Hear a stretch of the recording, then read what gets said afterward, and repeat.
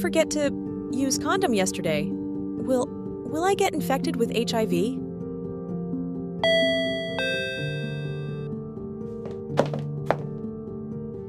When I entered the clinic, I explained my situation to the doctor and asked if it was possible that I could get infected with HIV or AIDS. The doctor told me, having sex without a condom indeed increases the risk of getting infected with HIV. The safe way is to use a condom correctly throughout and use water-based lubricant.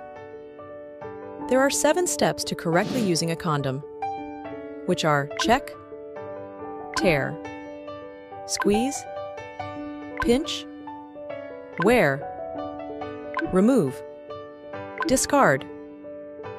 He also reminds any situations fail to use a condom properly, such as using baby oil, lotion, or other oil-based substances. These can cause the condom to break and should be avoided as much as possible. It is also not advisable to drink alcohol or use drugs during sexual behaviors. Otherwise, it will increase the risk of getting infected with sexual transmitted diseases. In addition, using drugs, sharing needles, diluent, or containers come with a risk of HIV infection, so it is recommended to get HIV testing regularly. To effectively prevent HIV infection, all these precautions should be taken. Next, the doctor suggests that I use preventive medicine. There are 2 types of preventive medicine. The first is pre-exposure prophylaxis, abbreviated as PrEP. If you anticipate to continually have risky behaviors, it is recommended to use PrEP to prevent HIV infection. PrEP is recommended for those whose spouse or partner is HIV infected, those having multiple sexual partners, those often having unprotected sex, or those using drugs during sexual behaviors. PrEP is typically taken 1 pill a day to maintain medicine concentration in the body. In addition to the daily dose treatment, male can also adjust the dosing on demand, which should be discussed with a doctor. The doctor emphasized that a prerequisite for taking PrEP should be a negative HIV test result.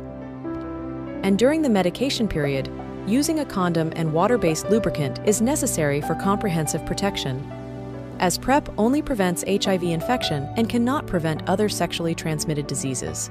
Besides, the doctor added that there is public subsidy program for PrEP, including for partners of people living with HIV or PLHIV and those under age 35. For those ineligible for the public subsidy, there are also self-pay services. The second one is post-exposure prophylaxis, abbreviated as PEP.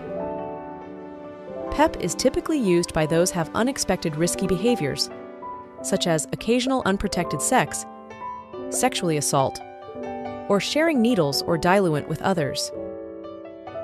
PEP is to be taken within 72 hours of the risky behaviors and taken 28 days in a row to prevent HIV infection. The doctor saw my puzzled expression, so he showed me a diagram with the comparison of PrEP and PEP.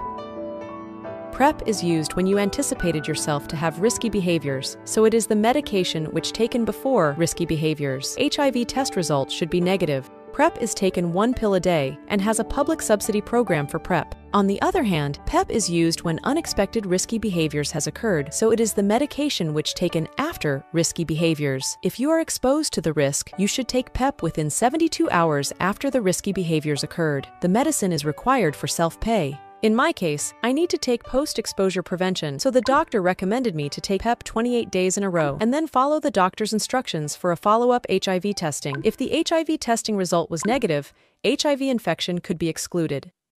After the doctor's patient explanation, I finally understood the prevention of HIV or AIDS and the 2 kinds of preventive medications. The next question is, how do I get HIV tested?